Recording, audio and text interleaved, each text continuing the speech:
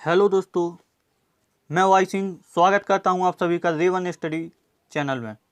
दोस्तों, आज एक बार फिर से मैं आप सभी के लिए लाया हूं जीके मॉक टेस्ट का भाग 11। कौन सा भाग है दोस्तों? 11वां भाग है। तो देखते हैं दोस्तों भाग 11 के सवाल। पहला सवाल है, राज्य विधानमंडल के अनुमोदन के बिना राज्यपाल द्वारा जारी अध्यादेश कितनी अवधि के लिए लागू रहेगा? तो दोस्तों ये पूछा जा रहा है सवाल में कि राज्य विधानमंडल, जो विधानमंडल है राज्य का, उसके अनुमोदन के बिना अगर राज्यपाल जो एक बार में अध्यादेश का आदेश देता है तो वो कितनी अवधि तक लागू रहेगा? तो दोस्तों ये रहता है 6 माह के लिए। और अगर इसको और आगे बढ़ाना है तो फिर जो उस राज्य का विधानमंडल है उसमें प्रस्ताव पारित करना पड़ेगा। ठीक है दोस्तों, तो आंसर नंबर ए सही हो जाएगा हमारा। ठीक है दोस्तों, देखते हैं अगला सवाल। निम्नलिखित में से किसके बीच सही मेल है? असहयोग आंदोलन, सुरेंद्रनाथ बनर्जी, स्वदेशी आंदोलन, रविंद्रनाथ टैगोर, भारतीय राष्ट्रीय सेना, रास बिहारी बोस और स्वराज पार्टी महात्मा गांधी। तो इसका हमारा आंसर हो जाएगा सी, भारतीय राष्ट्रीय सेना, जिसको आगे चल के क्या बोला गया? आज़ाद हिंद फौज। तो ऑप्शन नंबर सी हमारा सही हो जाएगा। ठीक है दोस्तों, देखते हैं अब अगला सवाल। अगले सवाल में है कि पानी की टंकी में ऊपर से देखने पर कम गहरी दिखाई देने का कारण है। तो बोल रहा है कि जो पानी की टंकी या कोई भी बाल्टी हो, कुछ भी हो जिसमें जल भरा हो, तो उसमें जब हम ऊपर से नीचे की तरफ देखते हैं तो वो हमको ऊंची क्यों दिखाई देती है? तो किस कारण से दिखाई देती है? तो दोस्तों ये सब होता है प्रकाश के अपवर्तन के कारण से। तो इसका आंसर क्या हो जाएगा दोस्तों? अपवर्तन। अच्छा, क्या होता है जब प्रकाश अपवर्तन का मतलब क्या है? जब प्रकाश की किरणें एक माध्यम से दूसरे माध्यम में जाती हैं, मतलब कहीं किसी माध्यम से आ रही हैं पहले, वो फिर दूसरे माध्यम में जाती हैं, तो वह अपने अक्ष की ओर झुक जाती हैं। जिस तरह किरणें कहाँ पे झुकती हैं? अपने अक्ष की तरफ। ठीक है, तो जिससे जो तल है ना वो उभरा हुआ दिखाई देता है हम सबको। ठीक है दोस्तों, तो इस तरह आंसर नंबर डी हमारा सही हो जाएगा। देखते हैं अब अगला सवाल। अगले सवाल में है, एक ही तापमान वाले स्थानों को जोड़ने वाली काल्पनिक रेखाएं कहलाती हैं। तो एक ही तापमान, जैसे होता है ना कि समान तापमान, और अच्छे से अगर पूछा जाए तो समान तापमान को जोड़ने वाली काल्पनिक रेखाएं क्या होती हैं, को क्या कहते हैं? तो उनको कहते हैं आइसोथर्म। क्या बोलते हैं दोस्तों? आइसोथर्म, यानी कि ऑप्शन नंबर डी। दोस्तों ये बहुत ही इम्पोर्टेंट सवाल है, काफ़ी मोस्ट क्वेश्चन है, इसको नोट करके रखना आप लोग। तो इस आंसर कौन सा हो जाएगा? डी। देखते हैं अगला सवाल। अगले सवाल में, निम्नलिखित में से किस वंश के सुल्तानों ने सबसे अधिक समय तक शासन किया था? तो इस सल्तनत काल के सारे वंश दिए हुए हैं, 4 वंश सॉरी। तो पूछ रहा है कि इनमें सबसे ज़्यादा किसने किया था? तो आसान सी बात है, मैं पिछले वीडियो में बता भी चुका हूँ, जो पुराने वीडियोज़ हैं सल्तनत काल के बारे में काफ़ी डिटेल से मैंने बताया है। तो उसका आंसर क्या होता है दोस्तों? तुगलक वंश। तुगलक वंश ने कितने वर्ष किया था? 94, यानी कि 94 साल। 94 साल शासन किया था तुगलक वंश ने। अच्छा, तुगलक वंश की, अच्छा एक बार फिर से समझ लेते हैं दोस्तों। पहला है तुगलक वंश, 94 साल, 1320 में इसकी स्थापना होती है और कब तक रहेगा ये? 1414 तक। ठीक है दोस्तों, अगला है गुलाम वंश, इसके बाद रहता है दूसरे नंबर पे सबसे ज़्यादा, ये 84 साल रहता है, 84 ईयर्स। इसकी स्थापना 1206 में होती है और ये कब तक जाता है? 1290 तक। इसके बाद आएगा दोस्तों ऑप्शन के में है हमारा लोधी वंश। लोधी वंश कितना रहेगा दोस्तों? 75 ईयर्स, यानी कि 75 साल। 75 साल, और ये इसकी स्थापना 1451 से लगभग 75 साल होता है, 1526 तक। तो सबसे कम रहता है खिलजी वंश। खिलजी वंश कितने साल रहता है? 30 साल। कब से कब तक रहेगा? ये रहेगा 1290 से और 1320 तक। ठीक है दोस्तों, तो इस तरह आंसर हमारा बी सही हो जाएगा। देखते हैं अब अगला सवाल। अगला सवाल है, मानस पशु विहार या मानस अभ्यारण्य किस राज्य में स्थित है? दोस्तों जो पिछले कुछ दिनों से एग्ज़ाम चल रहे हुए हैं, या पिछले साल जो हुए हैं, फिलहाल तो कोई एग्ज़ाम नहीं हो रहे हैं, तो उनमें वन अभ्यारण्य या वन्य जीव अभ्यारण्य, मतलब इस तरह के सवाल कुछ ज़्यादा ही आने लगे। तो उसी हिसाब सवाल है, मानस पशु विहार किस राज्य में स्थित है? तो मानस पशु विहार कहाँ पे स्थित है दोस्तों? असम में। और ये किसके लिए फेमस है ये भी याद रखना, हाथी के संरक्षण के लिए, और ये यूनेस्को में शामिल है, यूनेस्को की साइट में इसका नाम है। ठीक है दोस्तों, ये भी याद रखना। असम में है मानस पशु विहार। ऑप्शन नंबर बी हमारा सही हो जाएगा। देखते हैं अगला सवाल। अगला सवाल है दोस्तों, पर्यावरण पर पहला संयुक्त राष्ट्र सम्मेलन कहाँ आयोजित हुआ? तो बहुत ही इम्पोर्टेंट क्वेश्चन है दोस्तों ये। पर्यावरण पर पहला संयुक्त सम्मेलन कहाँ पे हुआ था दोस्तों? पर्यावरण पर पहला संयुक्त सम्मेलन हुआ था स्टॉकहोम में दोस्तों। कहाँ पे? स्टॉकहोम। स्टॉकहोम स्वीडन की राजधानी है। ठीक है दोस्तों, और ये कब हुआ था? तो ये हुआ था 1972 यानी कि 1972 में। 1972 में हुआ था। और इसमें क्या, जो विश्व पर्यावरण दिवस है ना, इसमें 119 देशों ने भाग लिया था। 119 देश ने भाग लिया। और जो विश्व पर्यावरण दिवस 5 जून यहीं से मनाना स्टार्ट हुआ है। ठीक है दोस्तों, तो याद रखना ऑप्शन नंबर बी हमारा सही हो जाएगा। देखते हैं अगला सवाल। लार किसके पाचन में सहायक है? लार स्टार्च के पाचन में सहायक है। ऑप्शन नंबर बी हमारा सही हो जाएगा। ठीक है दोस्तों, लार, अच्छा, सबसे पहले पाचन की क्रिया कहाँ से स्टार्ट होती है? लार मुख यानी कि लार से ही होती है। तो स्टार्च इसका आंसर हो जाएगा, आंसर बी सही है। निम्नलिखित में से ऊष्मा का अच्छा चालक लेकिन विद्युत का खराब चालक कौन सा है? पूछ रहा है कि ऊष्मा का तो अच्छा चालक है और विद्युत यानी कि बिजली का चालक उतना अच्छा चालक नहीं है, या काफ़ी जितना होना चाहिए उतना अच्छा चालक नहीं है। तो आंसर है अभ्रक, पैराफिन मोम, सेलुलॉइड, एस्बेस्टॉस। तो इसका आंसर है अभ्रक। अच्छा दोस्तों, कल मैंने अभ्रक के बारे में बताया था कि विश्व बाजार में भारत की हिस्सेदारी कितनी है अभ्रक में। तो ये आप लोग बता देना कमेंट करके। इसका आंसर फिलहाल इसका आंसर ऑप्शन नंबर ए है। देखते हैं अगला सवाल। केंद्रीय चर्म अनुसंधान संस्थान कहाँ पर है? केंद्रीय चर्म अनुसंधान संस्थान चेन्नई में स्थित है दोस्तों, कोई कंफ्यूजन मत रखना। इसका आंसर सी यानी कि चेन्नई होगा। भारत का कौन सा शहर सिलिकॉन वैली के नाम से जाना जाता है? नो डाउट बेंगलुरु इसका आंसर होगा। बेंगलुरु सिलिकॉन से क्या, अच्छा, सिलिकॉन का ज़्यादातर यूज कहाँ पे होता है? मोबाइल लैपटॉप की चिप्स में। कहाँ पे होता है दोस्तों? जो चिप बनती है ना, इनकी चिप्स बनाने में। ठीक है, तो ऑप्शन नंबर ये हमारा सही उत्तर होगा। देखते हैं सवाल नंबर अगला क्या है, 212। पके हुए टमाटर का लाल रंग किसकी उपस्थिति के कारण होता है? पूछा है जो टमाटर पक जाता है, पका हुआ जो टमाटर है उसका रंग लाल निम्न में से किसकी उपस्थिति के कारण होता है? सवाल ये पूछा गया।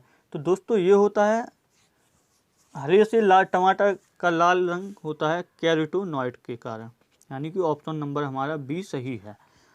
तो देखते हैं अब अगला सवाल। अगले सवाल में, संविधान सभा का गठन निम्न में से किस योजना के आधार पर हुआ था? भारत शासन अधिनियम 1935, साइमन कमीशन, कैबिनेट कमीशन, और आखिरी विकल्प दिया गया है क्रिप्स मिशन। तो इसका गठन होता है दोस्तों कैबिनेट मिशन के आधार पर। तो कैबिनेट मिशन के आधार पर होता है। कैबिनेट मिशन कब आया था? 1946। ठीक है दोस्तों, अच्छा, कुछ फैक्ट देख लेते हैं कैबिनेट मिशन से जो पिछले एग्जामों में पूछे गए हैं, एग्जाम्स में पूछे गए हैं। तो देख लेते हैं दोस्तों कैबिनेट मिशन के बारे में कुछ चीज़ें जल्दी से। अच्छा, पहला एक फैक्ट बनता है कि जब कैबिनेट मिशन भारत आया तो इसे किसने भेजा था, या उस समय ब्रिटेन का जो प्रधानमंत्री था वो कौन था? तो वो था क्लीमेंट एटली। ठीक है दोस्तों, लेबर पार्टी की सरकार बनी थी तब की बात है।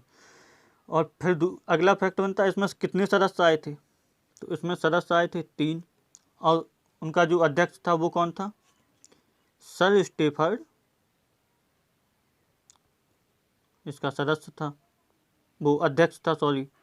3 सदस्य, जो उस समय क्या था, व्यापार बोर्ड का अध्यक्ष था। अच्छा, तीनों सदस्यों के नाम देख लेते हैं एक बार। एक तो स्टेफर्ड हो जाएगा जो अध्यक्ष होगा, फिर अगला होगा पैथिक लॉरेंस। एक सवाल ये भी आया हुआ है कि पैथिक लॉरेंस निम्न में से किस कमीशन या समिति का सदस्य था? तो उसका आंसर क्या हुआ था कैबिनेट मिशन, पैथिक लॉरेंस। ठीक है दोस्तों, और तीसरा जो नाम आता है वो है एबी अलेक्जेंडर। AB Alexander. तो ये 3 सदस्य थे, इनके नाम याद रखना दोस्तों। और इसका आंसर, अच्छा ये 1946 में आया था, कहीं कहीं ऐसा ही पूछा जाता है। तो ऑप्शन नंबर सी हमारा सही आंसर हो जाएगा। देखते हैं अब अगला सवाल। अगले सवाल में, भारत में पंचायती राज व्यवस्था का मॉडल कौन सा है? मतलब कि जो भारत में पंचायती राज व्यवस्था चल रही है, इसका क्या आधार है, मतलब कितने स्तर की है ये? पहला है ऑप्शन एक स्तरीय, द्विस्तरीय और त्रिस्तरीय। तो भारत में कितनी स्तरीय है? त्रिस्तरीय, यानी कि 3 हैं। ठीक है दोस्तों। अच्छा, ये लाया कौन था यार, किसकी सिफारिश से आई थी? तो इसके लिए कौन सी आई थी? बलवंत राय मेहता समिति, बलवंत राय मेहता समिति। ठीक है दोस्तों, ये इनकी समिति थी जो मतलब अध्यक्ष थे। अच्छा, इस समिति के बारे में थोड़ा सा, या इसके बारे सवाल के बारे में देख लेते हैं। इस समिति का गठन किया था भारत सरकार ने 1956 में। 57 में ये रिपोर्ट पेश करते हैं अपनी, और 58 में त्रिस्तरीय मॉडल लागू हो जाता है। तो लागू कब होता है? 1958 में। ठीक है दोस्तों, और देखते हैं अब। अच्छा, इसका आंसर सी हो जाएगा। अगला सवाल देखते हैं अब। डॉक्टर अम्बेडकर को मृत शब्द, सॉरी दोस्तों थोड़ा सा मिसप्रिंट है, सवाल असल में ऐसा होना था, डॉक्टर अम्बेडकर द्वारा किस शब्द को मृत, किस अनुच्छेद को था दोस्तों, इसमें थोड़ा सा सुधार कर लेना। डॉक्टर अम्बेडकर द्वारा किस अनुच्छेद को मृत शब्द की संज्ञा दी गई थी? ठीक है दोस्तों, थोड़ा सा सुधार लेना इसको। तो डॉक्टर अम्बेडकर द्वारा मृत शब्द की संज्ञा किसे दी गई थी दोस्तों? अनुच्छेद 356। अनुच्छेद 356 में क्या है? क्या है दोस्तों, जल्दी से सोच के बताओ। राष्ट्रपति शासन, यानी कि राष्ट्रपति शासन को क्या बोला था? मृत शब्द। अच्छा, क्यों बोला था? तो इन्होंने इसलिए बोला था कि जो राष्ट्रपति शासन है, ये हमने संविधान में तो बता दिया है कि इसके बारे में ये चीज़, लेकिन ये यूज कभी नहीं होगा। असल में इसका उल्टा हुआ, ये अभी तक 100 बार से ज़्यादा यूज हो चुका है। ठीक है दोस्तों, देखते हैं अब अगला सवाल। तो इसका आंसर सी सही हो जाएगा। अगला सवाल है, मित्र मेला नामक संगठन के संस्थापक कौन थे? मित्र मेला नामक संगठन के संस्थापक का नाम पूछा है। तो इसका आंसर होगा विनायक दामोदर सावरकर, या इन्हीं को क्या बोलते हैं? वी.डी. सावरकर। ठीक है दोस्तों, या वीर सावरकर भी इन्हीं को बोलते हैं। अच्छा, इसकी स्थापना देख लेते हैं अब। ये तो उनका नाम हो गया, और सन 1900 में हुई थी। अच्छा, इसी को 4 वर्ष बाद क्या नाम हो जाता है इसका? अभिनव भारत सोसाइटी। ये नाम काफ़ी ज़्यादा फेमस है, अभिनव भारत सोसाइटी। ठीक है दोस्तों, तो याद रखना Vinayak Damodar Savarkar, answer number A इसका सही होगा। देखते हैं अगला सवाल। महात्मा गांधी का प्रथम अखिल भारतीय आंदोलन कौन सा था? ये काफ़ी अच्छा क्वेश्चन है दोस्तों, बहुत ज़्यादा, मतलब अगर आपने अच्छे से पढ़ाई की है इस टॉपिक की, तभी आप इसको सही कर पाएंगे, नहीं तो ये सवाल सही करना थोड़ा सा मुश्किल है। क्यों है दोस्तों, मैं बता देता हूँ। अच्छा, पहले सवाल देख लेते हैं, फिर बाकी चर्चा करेंगे।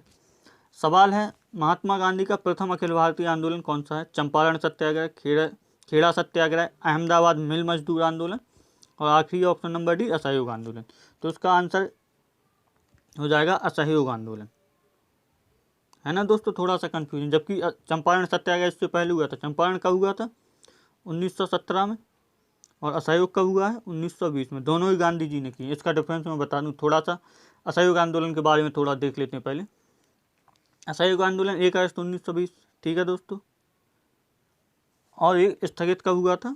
1922 में, चौरी चौरा कांड के बाद हुआ था ना दोस्तों, चौरी चौरा कांड के बाद। ठीक है दोस्तों।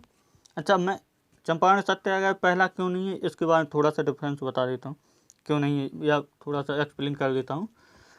चंपारण इसलिए नहीं, जबकि ये 1917 में हुआ था, फिर भी असहयोग आंदोलन पहला अखिल भारतीय। अखिल, क्वेश्चन देखो दोस्तों, सबसे पहले उसमें क्या लिखा है? अखिल भारतीय। क्या लिखा है दोस्तों? अखिल भारतीय लिखा है ना। तो इसका अखिल भारतीय का मतलब है कि जो पूरे देश में चला हो। तो वो पहला कौन था? असहयोग आंदोलन। जबकि चंपारण सत्याग्रह कहाँ चला था?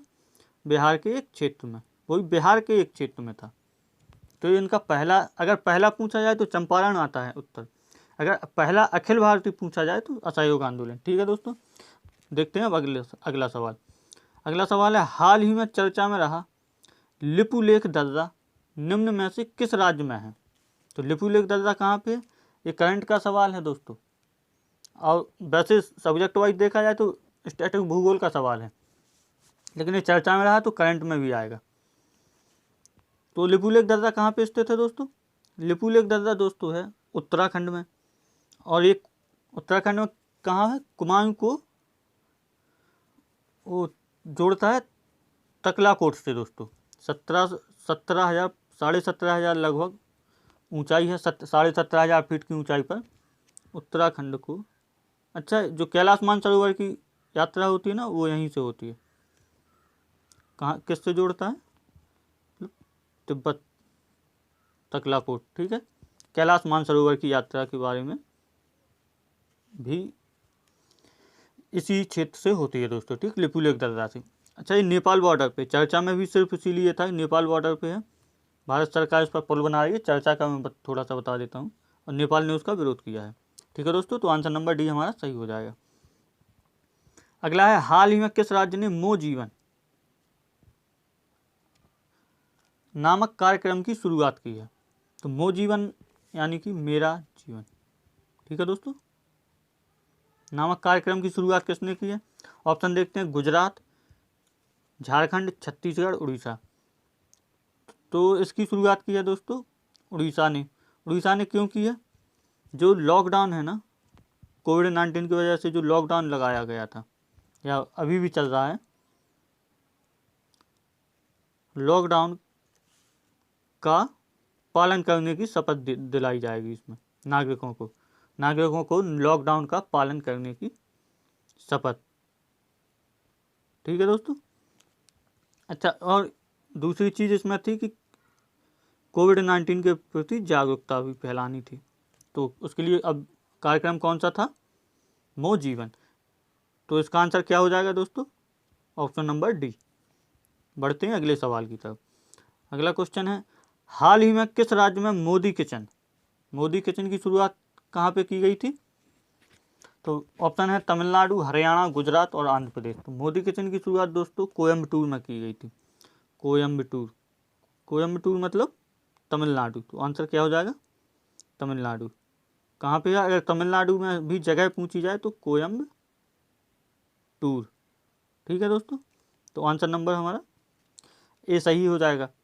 अच्छा, इसमें प्रतिदिन 500 व्यक्तियों को खाना खिलाने की व्यवस्था की गई थी, और कोयम्बटूर के आसपास कितने 10 किलोमीटर का क्षेत्रफल था, जो वहाँ पे खाना पार्सल किया जाएगा। किसके द्वारा? मोदी किचन के द्वारा। ठीक है दोस्तों, तो ये मोदी किचन है। देखते हैं अगला सवाल। अच्छा सॉरी, हाँ, कल का जवाब है। आज के सवाल यहीं पे ख़त्म होते हैं। कल का जो सवाल पूछा गया था उसका जवाब है कि भारत और बांग्लादेश के मध्य, अमेरिका और बांग्लादेश के मध्य नौसेना अभ्यास कैरट ही बांग्लादेश का सबसे बड़ा, यही सवाल पूछा गया था ना, बांग्लादेश का सबसे बड़ा सैन्य अभ्यास कौन सा है? कैरट, CARAT, जो हाल ही में कहाँ हुआ था? चट्टोग्राम में संपन्न हुआ था। ठीक है, तो ये उसका आंसर है। देखते हैं अब आज का सवाल, जो आप लोगों के लिए होमवर्क रहेगा, है दिल्ली में स्थित जंतर मंतर का निर्माण किसने कराया था? दिल्ली में स्थित जंतर मंतर का निर्माण पूछा किसने कराया था? दोस्तों, मैं पिछले वीडियोज में बता चुका हूँ कि जंतर मंतर का निर्माण किसने कराया था, काफ़ी डिटेल में चर्चा की थी उस क्वेश्चन पे। तो इसका आंसर आप लोगों को कमेंट में लिखना है। ठीक है दोस्तों, तो आज के लिए बस इतना ही। दोस्तों, अगर वीडियोज़ आप लोगों को पसंद आई तो ज़्यादा से ज़्यादा शेयर करें, सब्सक्राइब करें। ठीक है दोस्तों, तो अगले भाग आप लोगों को कल फिर इसी समय 9 PM यानी कि रात के 9 बजे मिलेगा। तब तक के लिए दोस्तों थैंक यू, धन्यवाद।